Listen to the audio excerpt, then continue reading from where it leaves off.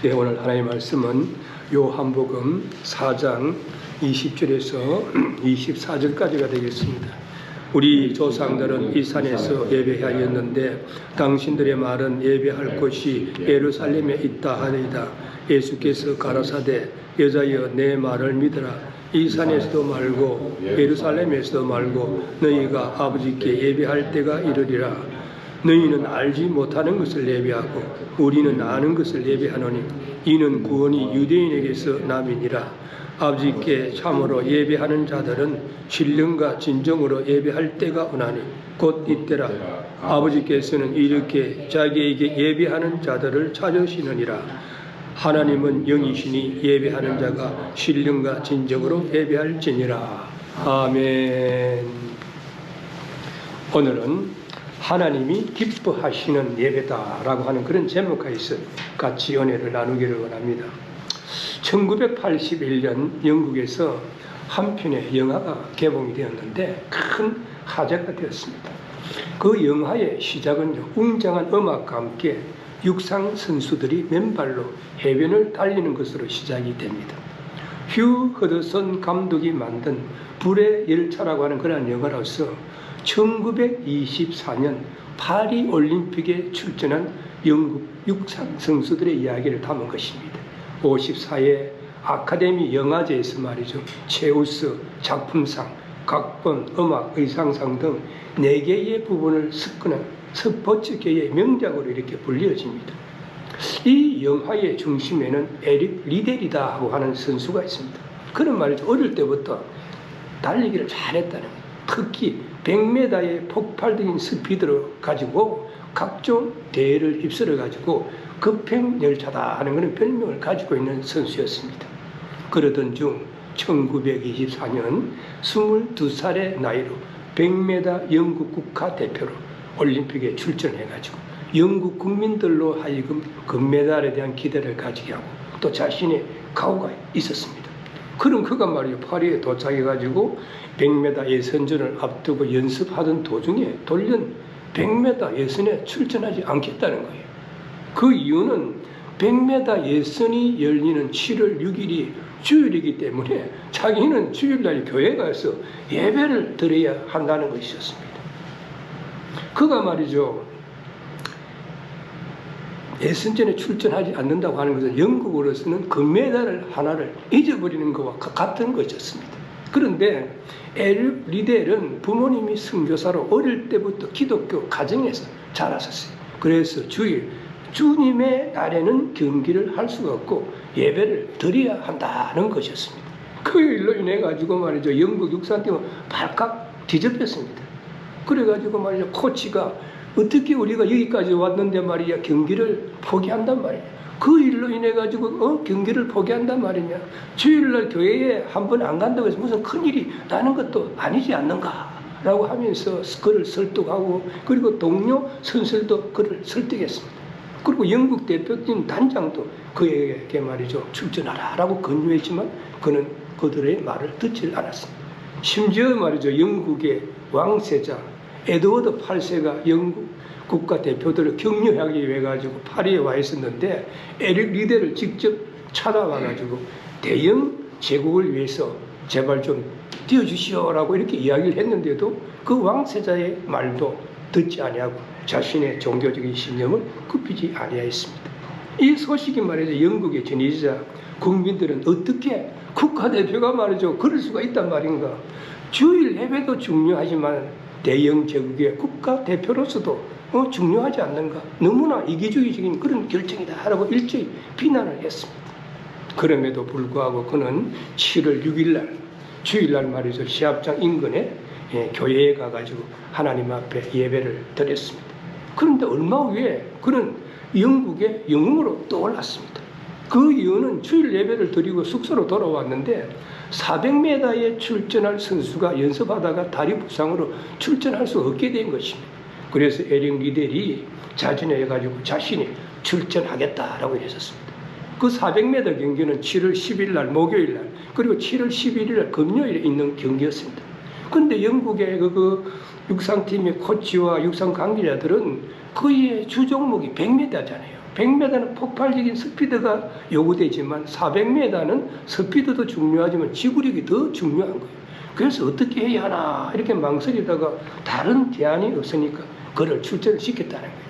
그랬더니 7월 10일 날 목요일 날 예선전에서 저조한 성적으로 그는 겨우 결승전에 진출을 했습니다. 7월 10일 날 말이죠. 그가 결승전이 있는 날 출전해가지고 출발 총성이 확 올리니까 폭발적인 스피드로 그가 치고 나가는 거예요. 그래가지고 놀라운 지구력으로 달려가지고 47초 6이라고 하는 세계 신기록으로 말이죠. 금메달을 갖다가 목에 걸게 되었었습니다. 그는 말이죠. 그의 종교적인 신념을 지키면서 조국 영국에 금메달을 갖다 안겨주었던 것입니다. 어떻게 결승점에 골인할 때까지 폭발적인 스피드로 달릴 수가 있었습니까? 라고 많은 기자들이 질문을 했다는 것이죠. 그때 그는 대답하기를 200m까지는 내가 내 자신의 힘으로 달리고 나머지 200m는 주님의 힘으로 달렸습니다. 라고 이렇게 이야기를 했다는 것입니다. 주님의 힘으로 자신이 우승할 수 있다라고 이렇게 인터뷰를 한 것입니다. 그제서야 영국의 국민들은 그의 종교적인 신념을 이해하고 금메달을 목에 걸고 영국에 귀국했을 때 대대적인 환영 행사를 했다는 것입니다. 올림픽 후에 그는 선수 생활을 마감하고 선교사로 중국에 가서 하나님의 부르심을 받을 때까지 그는 복음을 전했었습니다. 이 이야기가 영화로 1981년 불의 전차로 만들어져 가지고 영국 국민은 물론이고 세계의 많은 사람들에게 놀라움과 감동을 주었습니다. 기독교인으로서 주일 예배를 드리기 위해서 올림픽에서 금메달에 유력시 되는 자신의 주 종목을 포기한 엘릭 위델. 하지만 하나님께서 말이죠. 길을 열어가지고 400m에서 금메달을 목에 걸어서 인간 승리의 대명사로 참단 기독교인으로 세계의 많은 사람들에게 기억이 되고 있습니다. 오늘 이 본문에서 보면 우리 믿는 자들에게 어떻게 신령과 진정으로 예배를 드려야 하는지, 예배 드리는 자의 자세와 예배를 통한 하나님의 그 복에 대해서 말씀을 하고 있습니다. 그래서 오늘 본문의 첫 번째 파트인 20절에서 21절에 보면 예배란 무엇인가에 대해서 말씀하고 있습니다. 20절에 보니까 우리 조상들은 이 산에서 예배하였는데 당신들의 말은 예배할 곳이 예루살렘에 있다 하되이다 라고 이렇게 말씀을 하고 있습니다. 말씀의 배경은 예수님께서 말이죠. 제자들과 함께 유대를 떠나가지고 갈릴리로 가다가 사마리아 수가라고 하는 동네에 이르는데 행로에 좀 이렇게 피곤하실 거예요. 그래서 야곱의 우물가에서 잠시 쉬시다가 그곳에 물을 길러 온 사마리아 여인을 만나가지고 대화하는 그러한 내용입니다. 예수께서 말이죠. 우물가에 앉았을 때 제자들은 동네에 음식을 사러 가고 한 사마리아 여인이 물을 길러 왔습니다. 그때 예수님께서 그 여인에게 물을 좀 달라고 이렇게 하셨습니다.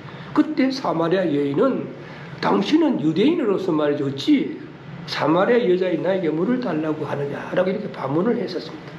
당시 유대인들은 사마리아인들이 외세의 침략으로 인해 가지고 혼혈아들이 많았기 때문에 순수한 유대인으로 인정을 하지 않았습니다. 또한 말이죠. 그들은 예배를 드리는 그 장소 문제 때문에 사마리아인들과 좋은 관계가 아니었습니다. 사마리아인들은 전통적으로 그리신 산을 축복의 산으로 이렇게 생각을 하고 있었고 유대인들은 참으로 예배를 드려야 할 곳은 예루살렘 성전이 있는 예루살렘이라고 이렇게 믿어왔습니다. 그런데 여인은 예수님에게 우리 조상들은 이 산에서 예배를 하였는데 당신들의 말은 예배할 곳이 예루살렘에 있다 하더이다라고 20절에 이렇게 질문을 하는 겁니다. 예수님께서 여인에게 하나님께 예배를 드리는 장소는 사마리아의 그리신 산이나 예루살렘이라고 단정을 하지 않았습니다. 21절에 보면 예수께서 가라사대 여자여 내 말을 믿으라. 이 산에서도 말고 예루살렘에서도 말고 너희가 아버지께 예배할 때가 이르리라 라고 말씀하고 있습니다. 그 여자의 의문에 대해서 예수님은 신약적 예배를 이야기하심으로 의문의 문제를 해결해 주고 계십니다. 곧 이제부터는 그리신 산이나 예루살렘이나 할 것이 없고 어디서든지 하나님을 아버지로 알고 영적 예배를 드릴 때가 왔다는 것입니다. 그래서 아버지께 예배할 때가 이르리라. 23절 중반절에서도 보니까 신령과 진정으로 예배할 때가 오나니 곧 이때라라고 이야기를 하고 있습니다.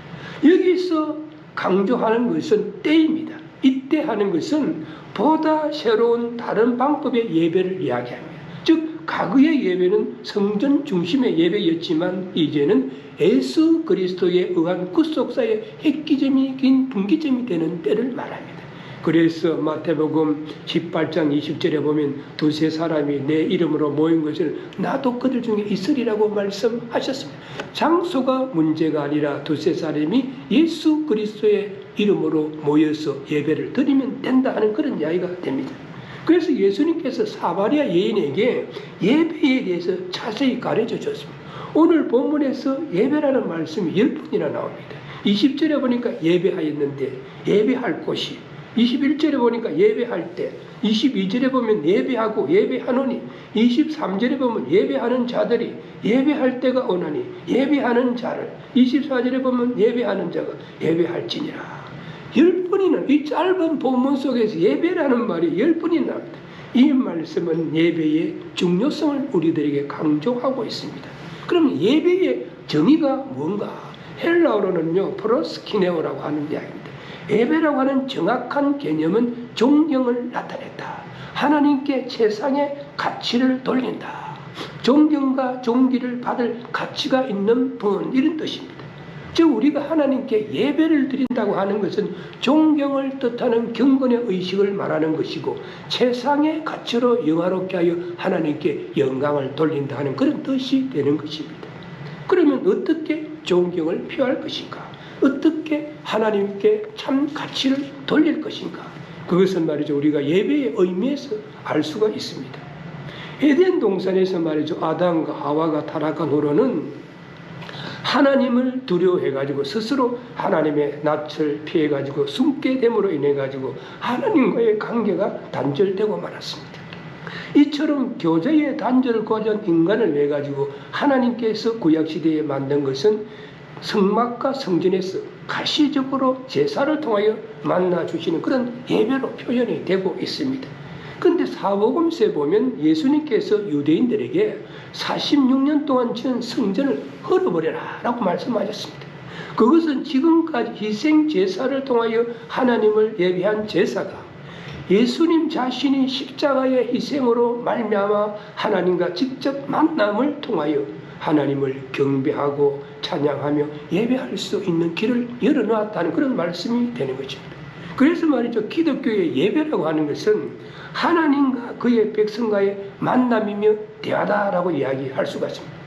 그런데 말이죠 우리 인간이 타락한 이후에는 스스로 하나님을 만날 수가 없는 존재였지만은 중보자 예수 그리스도께서 십자가상에서 우리 인생들을 구원하시기 위하여 내 대신 우리 대신 대속의 제물이 되심으로 인해 가지고 하나님과 우리 인간 사이에 가로막혀 있던 죄의 담을 무너버리고 우리가 믿음으로 구원함을 받아서 하나님의 자녀로 예배를 드릴 수 있게 되었다 하는 그런 이야기가 되는 것입니다. 그러면 예배의 중심은 무엇인가? 오늘 본문의 23절에서 24절에 말씀하고 있습니다. 여기 23절 중반절에 전반절에 보면은 아버지께 참으로 예배하는 자들은 신령과 진정으로 예배할 때가 오나니 24절에 보면 하나님은 영이시니 예배하는 자가 신령과 진정으로 예배할지니라 말씀하고 있습니다. 하나님은 영이시니 헬라어로 포니마호 데오스입니다. 하나님은 영 자체이시고 스스로 존재하시는 영이다 하는 그런 이야기입니다. 형체는 없지만은 완전한 인간적 존재임을 보여줍니다. 그러므로 예배 드리는 자는 언제 어디서나 신령과 진정으로 예배를 드려야 함을 우리에게 말씀하고 있습니다. 하나님은 영이시기 때문에 어디에나 안 계신 곳이 없습니다. 편재하신 하나님 어디에나 계십니다. 문제는 예배를 드리는 장소가 아니라 어떻게 예배를 드려야 하느냐가 중요한 문제다 하는 그런 이야기가 되는 것입니다. 예수님은 사마리아 여인에게 바로 이 사실을 강조하셨습니다. 예배란 단지 예배 의식이 아닙니다. 중요한 것은 예배를 드리는 마음의 태도인 것입니다. 윌리엄 템플이라고 하는 사람은 예배를 드린다는 데 대해서 이렇게 말씀했었습니다. 하나님의 거룩하심으로 의식을 소생시키는 것이며 하나님의 진리로 마음을 풍성케 하는 것이요 하나님의 사랑으로 마음을 여는 것이요 하나님의 목적의 뜻을 바치는 것이다 라고 이렇게 이야기를 했습니다. 그러므로 참 예배의 근본적인 성격은 언제 어디서나 신령과 진정으로 예배를 드리는 것입니다. 그러면 신령으로 예배를 한다고 하는 것은 무엇을 뜻하는 것인가? 이것은 말이죠. 21절에 말한 아버지께 예배함을 가리키는 것입니다.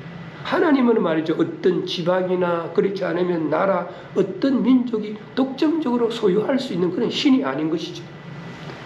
어디서든지 누구든지 예수 그리스도를 믿음으로 성령으로 거듭난 자이면 그분을 아버지로 우리는 섬길 수가 있는 것입니다. 그래서 요한복음 1장 12절에 보면 영접하는 자 곧 그 이름을 믿는 자들에게는 하나님의 자녀가 되는 권세를 주셨다라고 말씀하고 있습니다. 그러므로 우리는 믿음으로 거듭난 자이면 하나님을 갖다 우리는 아버지라고 부를 수가 있는 것입니다. 하나님의 영적인 자녀로서 영적인 아버지에게 예배하게 되는데 그것이 신령으로 예배하는 것입니다. 또한 신령으로 드리는 예배는 형식과 외식이 아닙니다. 아무리 말이죠 순서가 다양하고 그리고 길고 질서가 있다 할지라도 신령으로 드리는 예배가 아니면 아무 소용이 없는 것입니다. 신령으로 드리는 예배는 인간의 손으로 만들어 놓은 우상에게 예배하는 것이 아닙니다. 살아계신 하나님께 예배하는 것이고 생명과 구원이 있는 것입니다. 신령으로 예배한다는 것은 성령 충만함으로 드리는 것을 말하고 성령 충만함으로 감사 찬송하는 것이고 성령 충만함으로 기도하는 것이고 성령 충만함으로 말씀을 사모하는 것이고 성령 충만함으로 은혜를 사모하면서 드리는 것입니다. 즉 다시 말해서 내 생각, 내 의지, 내 노력이 아니라 성령님이 인도하시고 생각과 마음을 주장하시고 성령님이 역사하셔야만 참 예배가 된다는 그런 말씀이 되는 것입니다. 그리고 진정으로 예배한다라고 하면 무엇을 뜻하겠습니까? 진정이라고 하는 것은 예수님이 22절에 말씀하신 내용의 성취인 것입니다. 우리는 아는 것을 예배하노니라고 22절 후반절에 말씀하고 있습니다. 즉 구약에서는 여러 가지 예표로서 계시가 되어가지고 예수 그리스도가 이 땅에 오실 것을 갖다가 예표로서 보여주었습니다. 그래서 이 예표가 신약에서 성취된 것을 말하는 것입니다. 예수 그리스도가 이 땅에 오셔서 십자가에서 우리 인생들을 구원한 것에 근거한 예배가 진정으로 드리는 예배다. 진리로 드리는 예배다라고 할 수가 있습니다. 그러므로 참된 예배는 결코 사람들의 어떤 추측이나 깨달음에 근거한 것이 아니고 하나님의 계시에 근거한 것이다라고 우리가 볼 수가 있습니다. 그래서 말이죠. 진정으로 드리는 예배는 사마리아 여인이나 이방인이 알지 못하고 드리는 예배가 아닌 것입니다. 예배의 대상이 누구인지 우리가 바르게 알고 드리는 것입니다. 진정으로 드리는 예배는 마음의 진실을 요구합니다. 하나님은 진실되게 예배드리는 자를 긍휼히 여기시는 것입니다. 그러므로 하나님 앞에서 회개하고 우리는 말이죠. 어린아이같이 순진하고 진실되게 예배를 드려야 하는 것입니다. 진정으로 드리는 예배는 성경의 계시에 기초한 예배여야 하는 것입니다. 그러므로 진정으로 예배한다라고 하면 하나님의 진리의 말씀을 원칙으로 하고 이에 일치하는 예배가 되어야 하는 것입니다. 또한 진정으로 드리는 예배는 예수 그리스도를 중심으로 하나님의 뜻을 따라서 드리는 예배인 것입니다. 진정으로는 그리스도 안에서를 뜻합니다. In Christ. 인간이 하나님에게 나아갈 수 있는 유일한 길은 예수 그리스도를 통해서인 것입니다. 그래서 요한복음 14장 6절에 보면 예수님께서 내가 길이요 진리요 생명이니 나로 말미암지 않고는 아버지께로 올 자가 없느니라고 말씀하셨습니다. 그러므로 신령과 진정으로 예배를 드린다고 하는 것은 특별히 우리를 향하신 주님의 세미한 음성에 귀를 기울이는 것입니다. 왜냐하면 믿음은 들음에서 나기 때문인 것입니다. 종교개혁자 칼빈은 하나님께 예배를 드리는 도중에 벌이 날아와서 쏜다 할지라도 꼼짝하지 말아야 된다라고 이렇게 이야기를 했습니다. 그만큼 하나님께 드리는 예배는 경건한 마음을 드려야 된다는 그런 이야기가 되는 것이죠. 언제나 진실한 마음으로 온 마음과 뜻과 정성을 다해서 세상의 것으로 하나님께 예배를 드리도록 힘써야 하나님이 기뻐하시는 온전 예배가 될 수 있다 하는 그런 이야기가 됩니다. 그러므로 우리의 삶이 말이죠, 어때 기쁠 때나 슬플 때나 괴로울 때나 일이 형통할 때나 형통하지 아니할 때나 믿는 자들은 신령과 진정으로 예배를 드리도록 해야 한다 하는 그런 이야기가 되는 것입니다. 다음 두 번째는 우리는 삼위의 하나님이 예배의 중심이 되는 것입니다. 예배를 드리는 자가 말이죠, 예배의 중심이 누군지를 분명히 알지 못하고 예배를 드린다라고 하면 그것은 우상을 숭배하는 결과가 될 수가 있습니다. 그러므로 예배의 중심이 누구인지 바르게 알고 드려야 돼요. 우리가 말이죠, 예배 주일날 모여서 예배를 드린다라고 하는 것은 성부 하나님, 성자 하나님, 예수 그리스도, 성령 하나님께, 삼위일체 하나님께 우리는 예배를 드리는 것입니다. 성부 하나님은 어떤 분이십니까? 성부 하나님은 죄와 허물로 죽었던 우리 인생들을 그저 버려두시지 아니하고 우리 인간을 구원해야 되겠다는 구원의 계획을 세웠은 분입니다. 그래서 요한복음 3장 16절에 보면 하나님이 세상을 이처럼 사랑하사 독생자를 주셨으니 이는 저를 믿는 자마다 멸망치 않고 영생을 얻게 하려 합니다 라고 말씀하고 있습니다. 하나님께서는 우리 인생들을 구원하시기 위하여 독생자 예수 그리스도를 아끼지 아니하시고 이 땅에 보내주셨다는 것입니다. 그리고 성자 하나님 예수 그리스도는 우리 인간 구원의 실행자인 것입니다.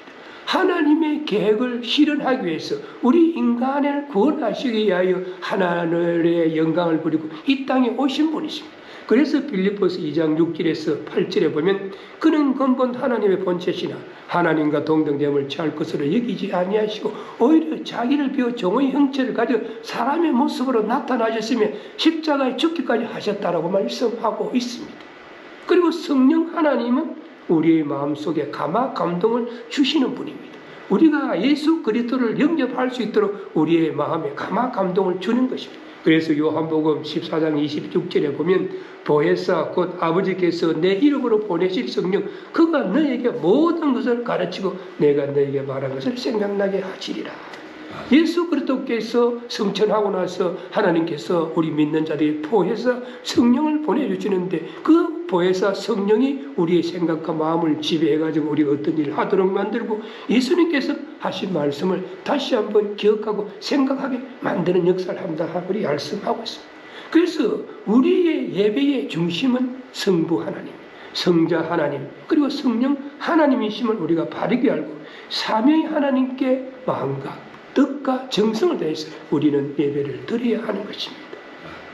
그리고 삼위 하나님과 그다음에는 나 자신과 삶 전체를 드려야 한다라고 로마서 12장 1절에서 말씀하고 있습니다. 그러므로 형제들아 내가 하나님의 모든 자비하심으로 너희를 권하노니 너희 몸을 하나님 기뻐하시는 거룩한 산제사로 드리라. 이는 너희의 드릴 역적 예배니라 라고 말씀하고 있습니다. 예배의 중심은 삼위 하나님께 나 자신과 삶 전부를 드리는 것이다 라고 말씀하고 있습니다. 흔히 말이죠, 사람들이 항복이라고 하는 말은 복종이라고 하는 단어만큼 사람들이 싫어하고 인기가 없는 그런 단어입니다. 그것을 말이 항복한다라고 하는 것은 패배하는 것을 의미하기 때문인 것입니다. 그래서 그 누구도 패자가 되고 싶지 않습니다. 오늘날의 경쟁적인 문화 속에서 우리는 노력하고 시도하는 것을 멈추지 말고 절대 포기하지 말고 절대 항복하지 말아야 한다라고 사람들이 이야기합니다. 그래서 우리는 항복하는 것에 대해서 우리는 부정적인 생각을 가지고 있습니다. 양보하고 순종하고 항복하는 것보다도 시도하고 노력하고 극복하여 정복하는 것을 더 좋아하는 그런 경향이 있습니다. 하지만 전능하신 창조주 하나님 앞에서 피조물인 우리 인간이 온유 겸손한 마음으로 항복하고 나 자신을 내어드리는 것이 예배의 중심이 되는 것입니다. 우리 인생들을 구원하시기 위하여 독생자를 아끼지 아니하시고 이 땅에 보내주신 하나님의 위대한 사랑 앞에 항복을 하는 것, 자신의 목숨까지도 내어주는 아가페의 사랑으로 우리 인생들을 구원하신 예수 그리스도의 은혜 앞에 우리가 항복을 하는 것은 자연스러운 그런 일입니다. 우리가 말이죠, 잘 아는 사도 바울은 예수 믿는 자를 핍박하고 교회를 참멸하는 그런 자였습니다. 그런 그가 다메섹 도상에서 예수 믿는 자들을 잡으러 내려가다가 찬란한 빛이 그를 둘러 비쳤습니다. 그래서 그는 주님의 음성을 듣고 새 사람으로 변화됐어요. 그는 주님 앞에 항복을 했었습니다. 그래서 그 항복을 한 후에 그는 고난과 한난과 핍박 가운데서도 조금도 굴하지 아니하고 예수 그리스도의 그런 복음을 전하는 그런 생을 마감을 했었습니다. 그래서 우리가 한 가지 분명히 알아야 하는 것은 완전히 항복한 삶으로 살아가려고 결심을 할 때 그 결심에 따르는 시험과 환난이 있을 수가 있다는 것입니다.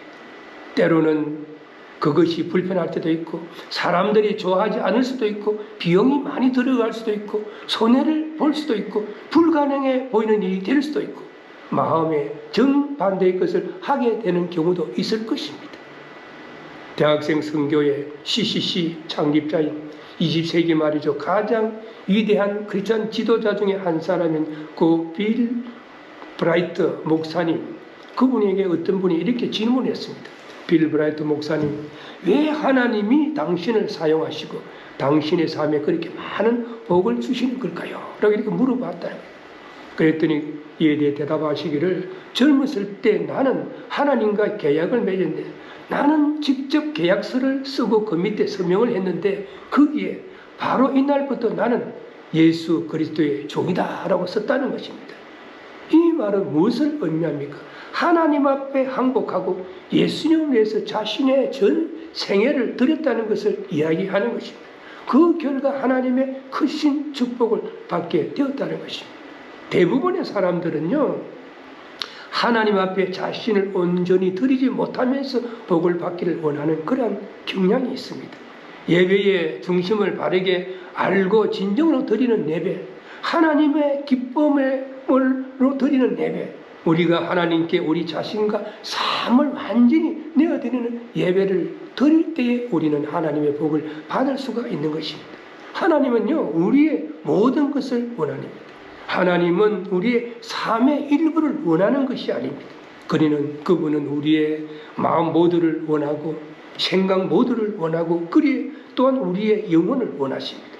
하나님은 마음이 반밖에 없는 그런 헌신, 부분적인 순종, 그리고 남은 시간과 재물을 원하지 않는다는 것입니다. 삶의 작은 부분이 아닌 온전한 헌신을 요구하시는 것입니다.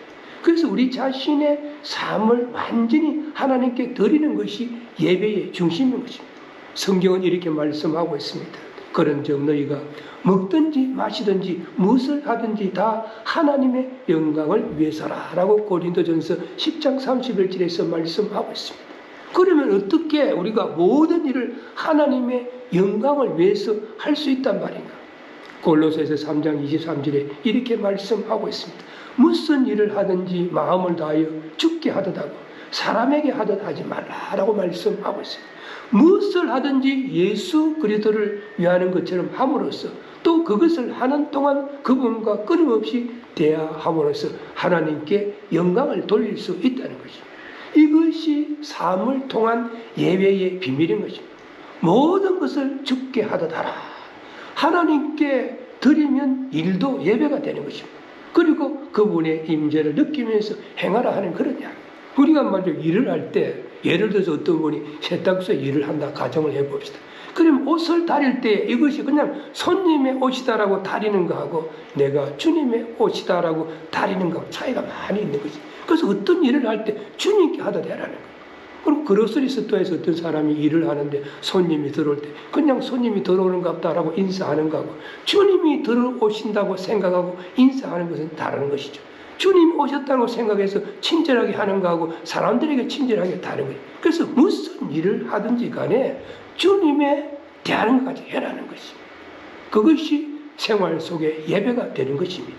중국 선교의 기틀을 마련한 위대한 선교사 허드슨 테일러라고 하는 사람이 있습니다. 그는 말이죠, 자기로서 도저히 견딜 수 없는 믿음의 시련을 당할 때가 많이 있다는 거예요. 오래전에 중국에서 선교하면서 얼마나 어려운 일이 많이 있었겠습니까? 그런데 그럴 때마다 한 친구로부터 받은 편지로 인해 가지고 하나님에 대한 신뢰와 평화가 회복되었다라고 그는 고백했습니다.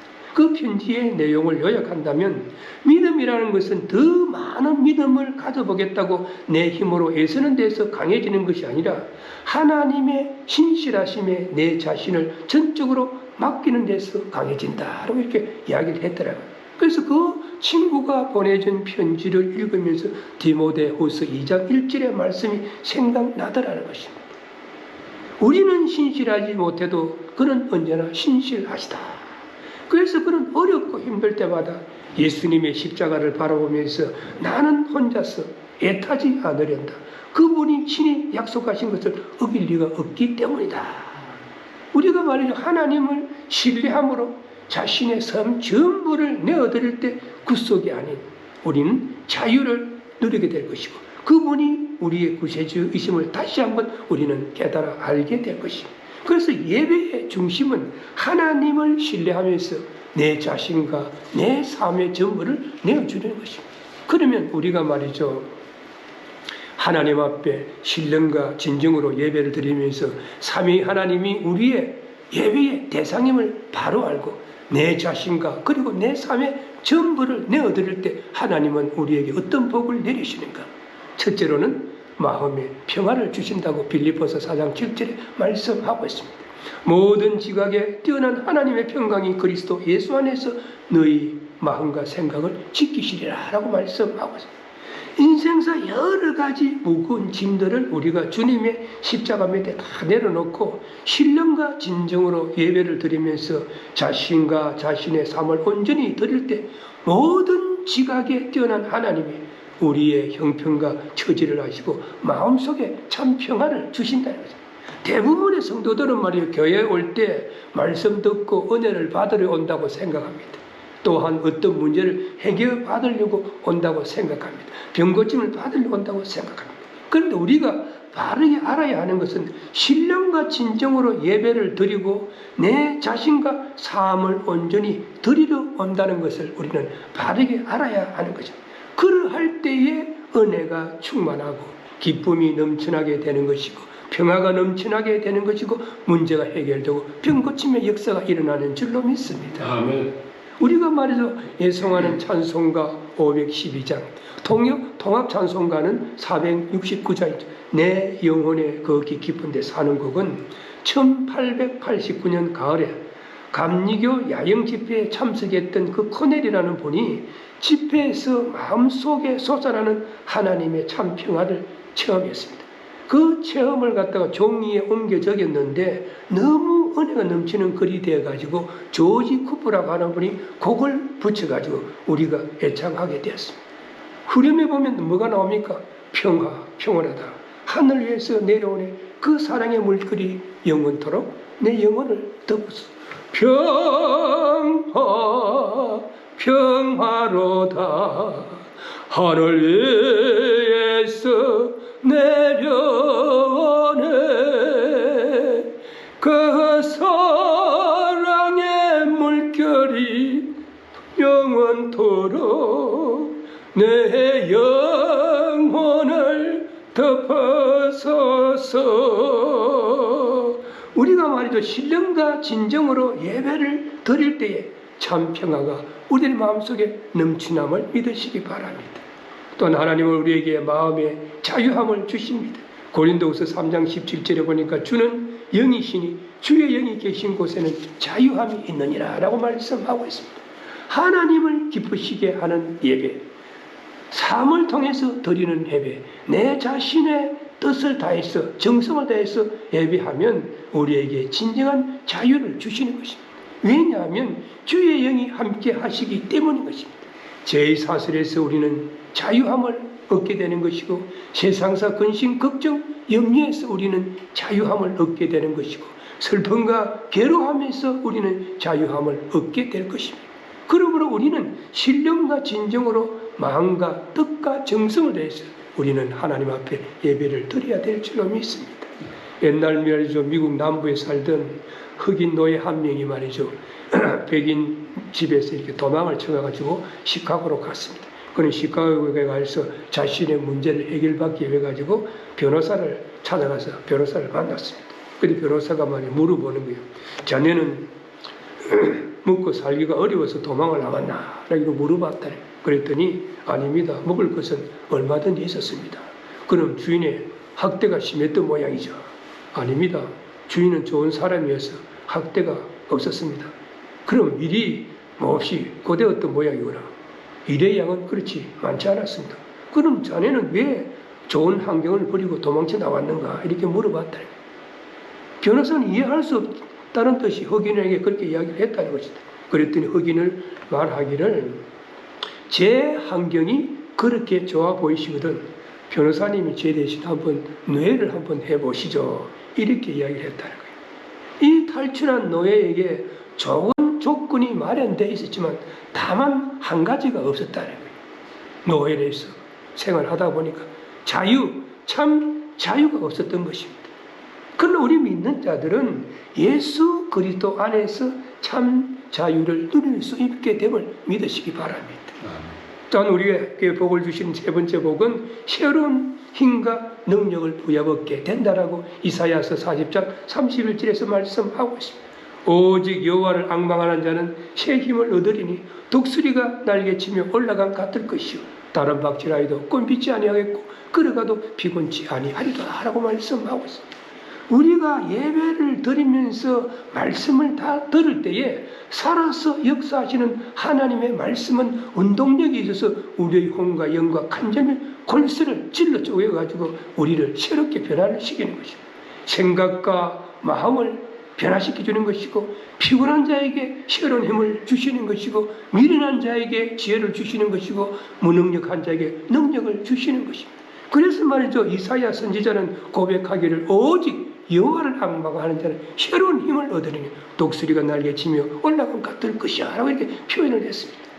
나는 부족하고 연약하지만 알파요 오메가 되시는 주님의 능력의 손길이 함께하면 새로운 힘이 넘쳐나게 된다는 것입니다. 이 힘이라고 하는 것은 순간적인 에너지를 말하는 것이 아닙니다. 축복의 근원이 되시는 하나님이 끊임없이 공급하시는 성령의 능력을 말하는 것입니다. 그 성령의 능력의 힘이 마치 첫째는 독수리가 날개치며 올라가는 것 같다는 것입니다. 독수리가요 공중에서 최상의 속도로 날아갈 때는 200마일 정도 날아간대요. 땅 아래에 있는 물체를 보고 먹잇감을 잡기 위해서 내려올 때요 최상의 속력이 200마일 정도.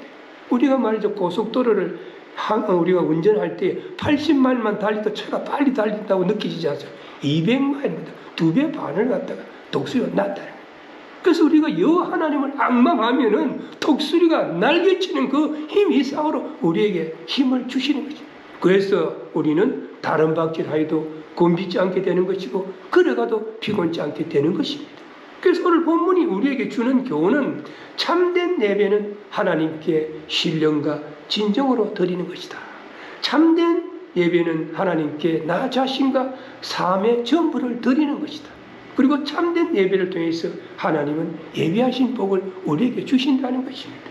우리 모두 하나님께 신령과 진정으로 내 자신과 삶의 모두를 드리는 참된 예배를 통해서 하나님이 예비하신 복을 듬뿍 받아 누릴 수 있는 믿음의 소유자들이 되시기를 주님의 이름으로 축원합니다. 기도하시겠습니다. 지금은 우리 인생들을 구원하시기 위하여 십자가상에서 대속의 죽으심을 당하신 우리 주 예수 그리스도의 은혜와 독생자 예수 그리스도를 아끼지 아니하시고 우리 인생들을 구원하시기 위하여 십자가상에서 속죄의 제물로 삼으신 하나님의 거신 사랑과 오늘도 우리들의 마음 가운데 내재하시고 감동케 하시는 성령님의 역사하심이 오늘 전거된 말씀을 다시 한번 발에 새기고 항상 하나님의 존경하며 하나님 앞에 세상의 가치를 돌리면서 참된 예배를 드리기를 소원하는 이 자리에 머리 숙인 모든 분들과 그 가정과 삶의 현장 위에 지금으로부터 영원까지 함께할지어다. 아멘.